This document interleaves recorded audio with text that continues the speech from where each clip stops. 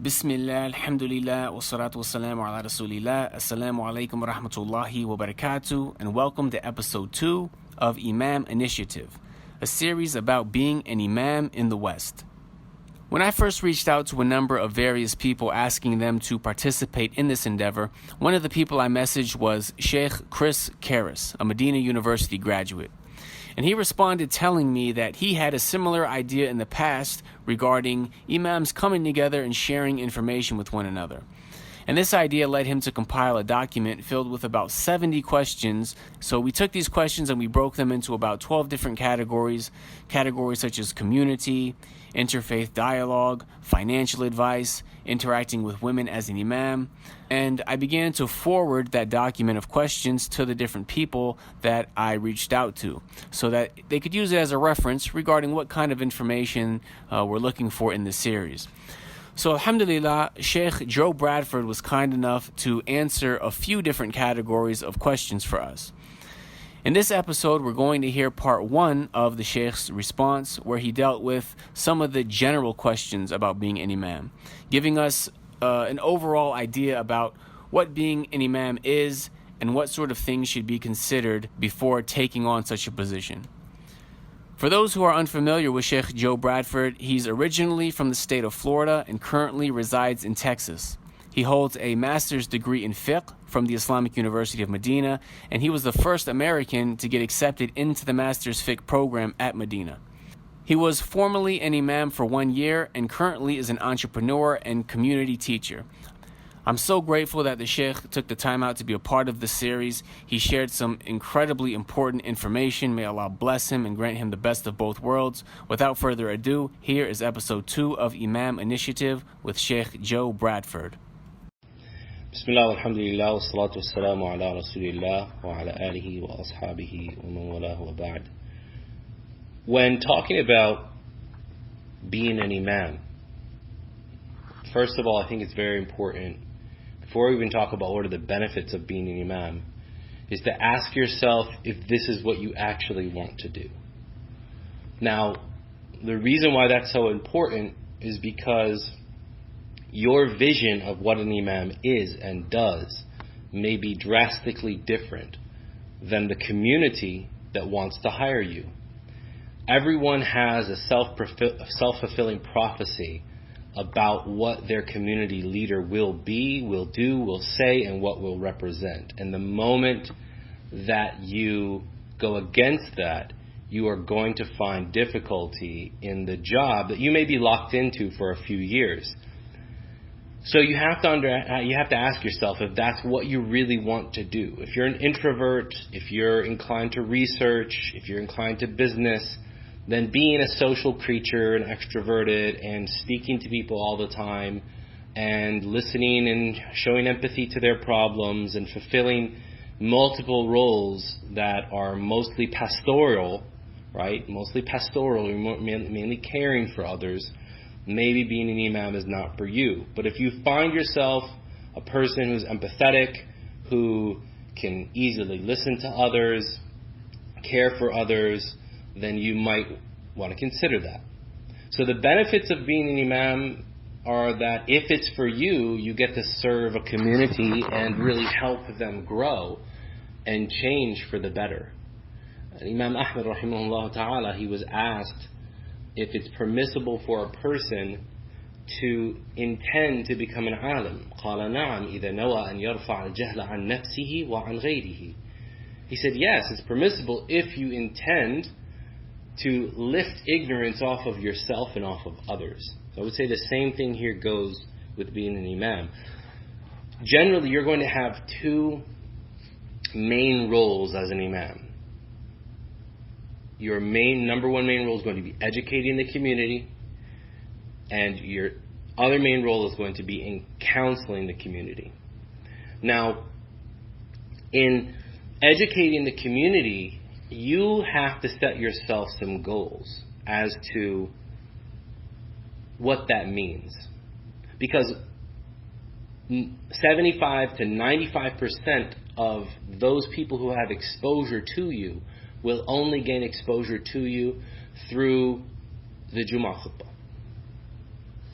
So if you lack the communication skills to succinctly and concisely convey advanced, or shall we say, essential information in a palatable, easily digestible manner to a large swath of people between the ages of 8 and 80, between the doctor and the ditch digger, then you're really going to have to focus on your communication skills, written and verbal.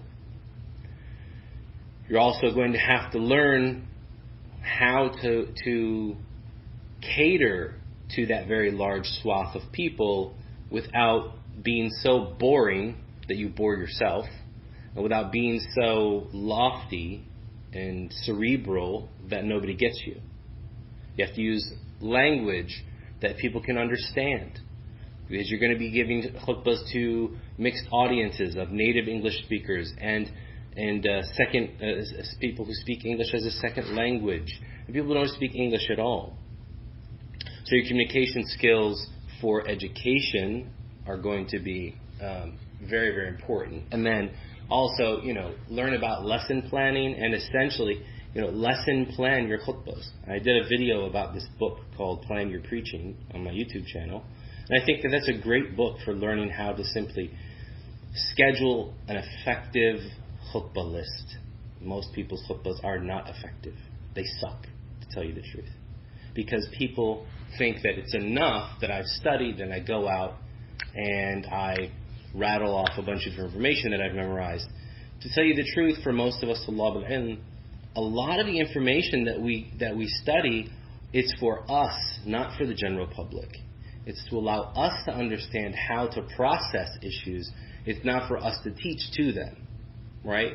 So a lot of people go to their community and they'll start teaching them, daqa'iq al-fiqh. They start going into all these minutiae of fiqh, and you have people that don't recite al-Fatiha and can't pray. So you have to understand that your main goal is going to be education, and that education is, for the most part, going to take place through Jumu'ah, and that relies heavily on your communication skills and your ability to get people to want to come to this major act of worship, the Eid al-Isbu', the festive day, the celebrated day of every week, which is Jumu'ah. So much can be said about that, but I'll leave it at that. Your second major thing is counseling. Now, what's the difference between religious counseling and, say, therapy or family and marriage counseling? A lot of brothers come back, they think that whatever they studied in the Jamia or wherever they went is enough, and they start counseling people and giving people premarital counseling and postmarital counseling and divorce counseling and counseling for their psychological issues and all this other stuff. And in reality, they are wholly unqualified to be doing that. And the unfortunate thing is that many times this is written into their contract that they need to offer counseling, and they're essentially offering counseling with, number one, no clear charter as to the parameters of what they're supposed to be counseling people about.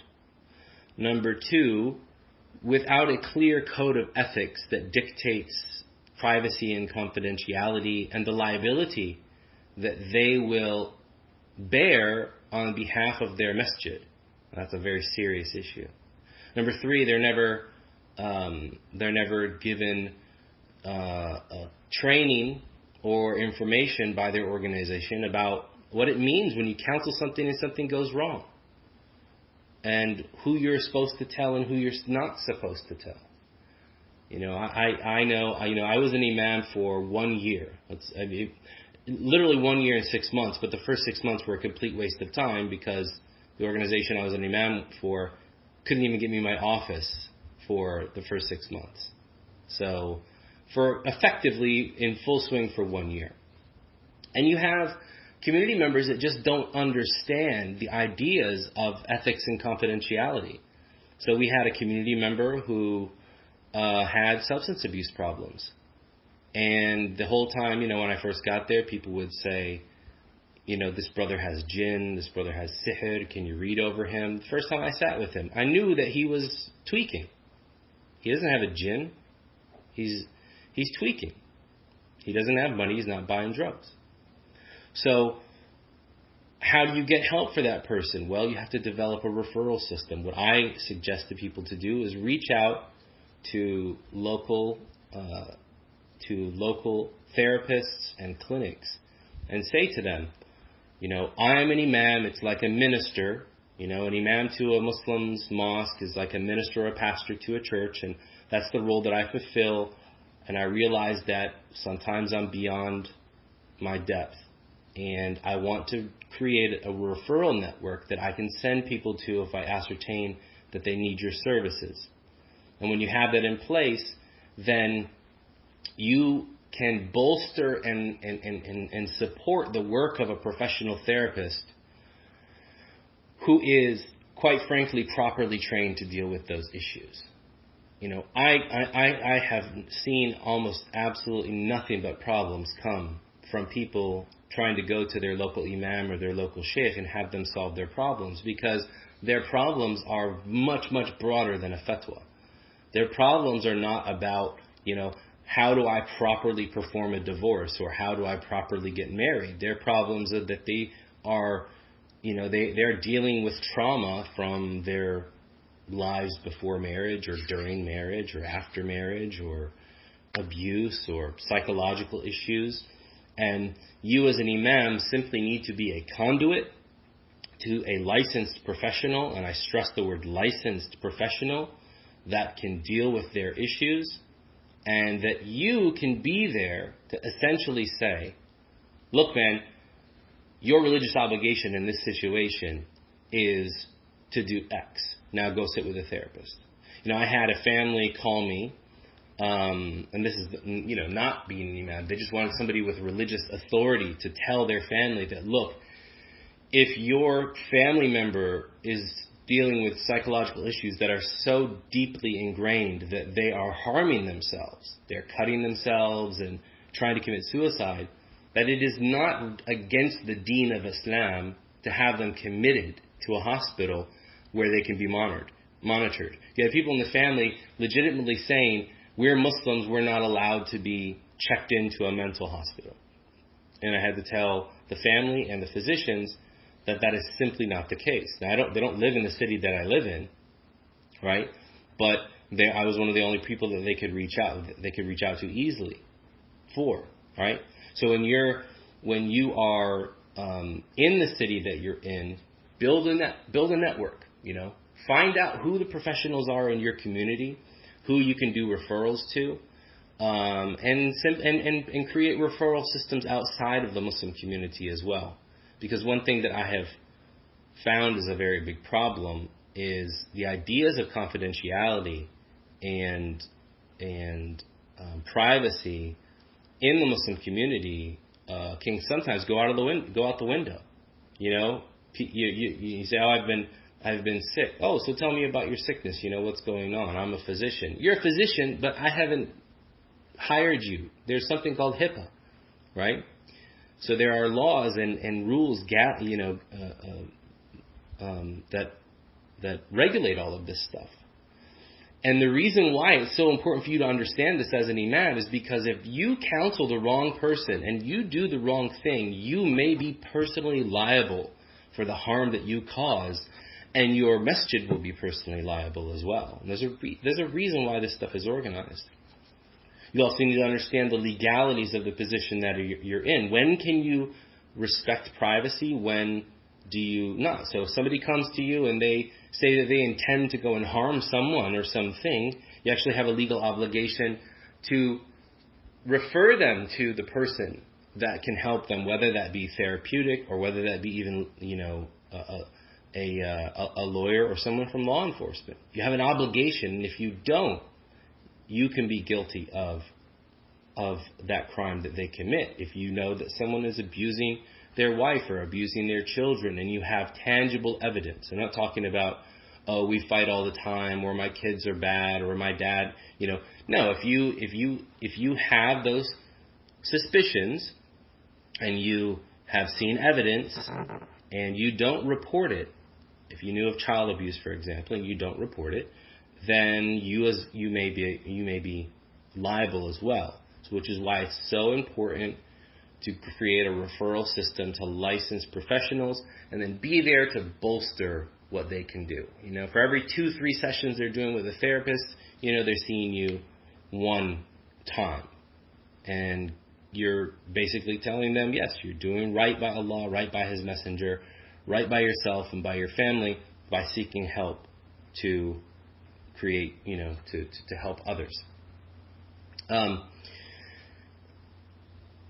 So your goal, these are the two main goals that you should have. You should have your, number one, your goal is to educate, and number two, your goal is to pastor or to counsel, right? To be a shepherd and guide people to the services and the knowledge that they need to live the best lives that they can as Muslims. And your personal success will be contingent on that. And in a lot of communities, in the job descriptions, they'll say that one of the expectations of the imam is to raise the iman of everybody in the community. Okay, well, that's so intangible.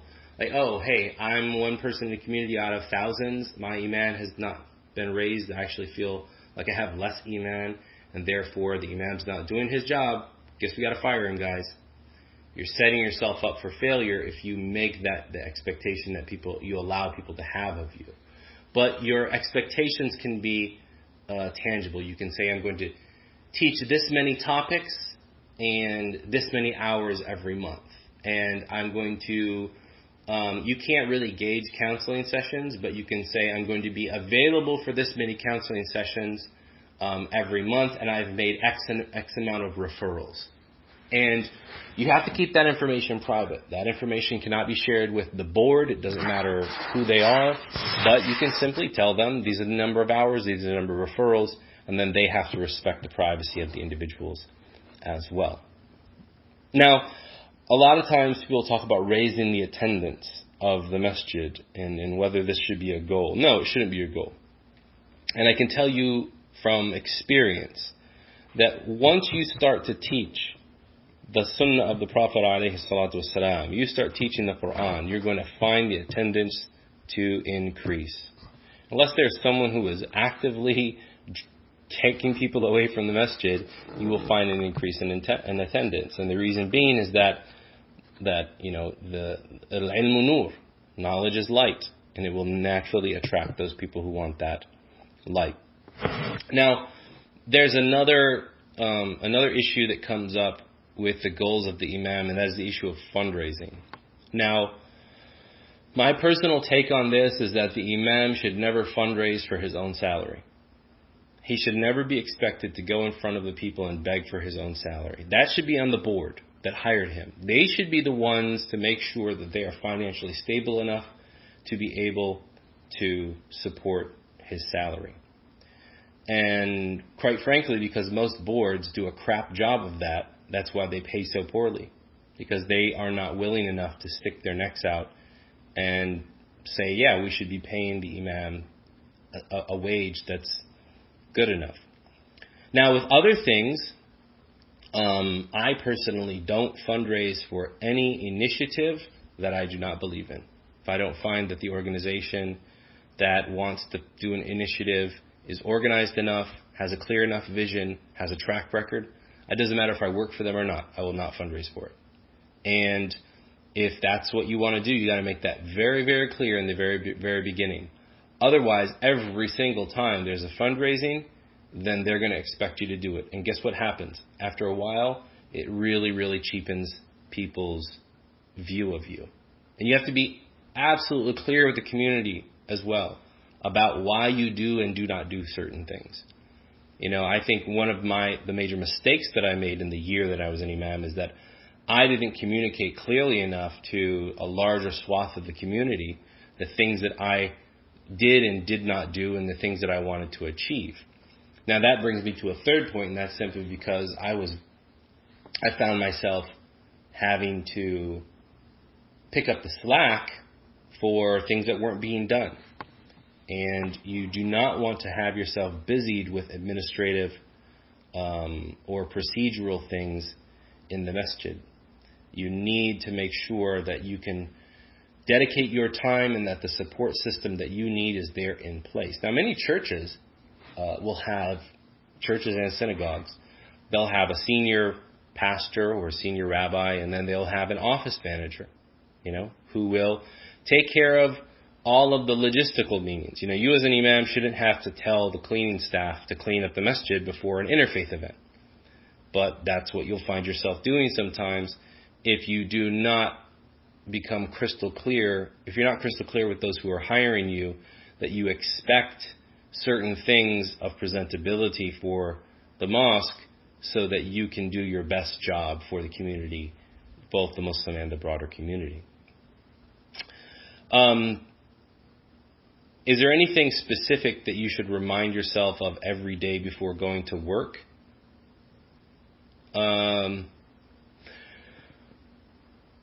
I think that the idea of positive affirmation is very important. Of always, muraqabat al-nafs wa muhasabat al-nafs in the morning after Fajr is important. You should read what Ibn Qudama writes in Mukhtasar Minhaj al-Qasidin about this, and about Umar radiallahu anhu going into business with his own soul. You should also, use the adhkar of the morning and the evening as positive affirmations for your ability to achieve what you want to achieve in that day. And there's some good stuff out there about motivation, and it can be hard to stay motivated. But if you have a plan and you stick to your plan and you do not allow others to draw you away from that plan, I feel that you will probably be very excited, and you'll be very successful, and you'll be excited to see the things that you can accomplish. Is being an imam fun and exciting? No, I don't think so. It can be satisfying, it can be fulfilling. I don't know about being fun and exciting, but most communities are mid-sized communities. There's not going to be a lot going on, and everybody's going to try and pull you in a whole bunch of different ways. But I think that it can be a very fulfilling job when you learn to deal with the highs and the lows, and it becomes a reminder for you of the cyclical nature of life and the return to Allah subhanahu wa ta'ala.